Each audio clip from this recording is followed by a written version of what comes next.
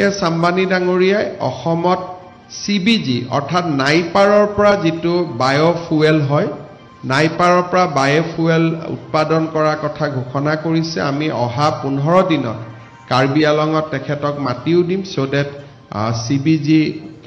plantation can start immediately naipar plantation can start immediately আপোনালোকে মোক কোনোবাই তুলিৰাম ৰংহাং ডাঙৰীয়াক জাপানত লৈ যাওঁতে কৰবাত লৈ যাওঁতে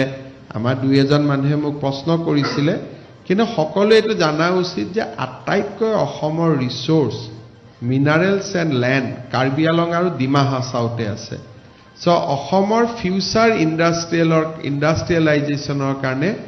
both the district are key to that আমাৰ বহুত মানুহে কেতিয়াবা বুজি নাপায় সবতে ঠাট্টা মস্কৰা হাঁহি কৰে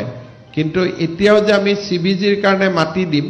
আমি মাটি কাৰ্বি আলঙতে আম্বানীক দিব লাগিব বেলেগ কোনো জায়গাত CBG ৰ অনুকূল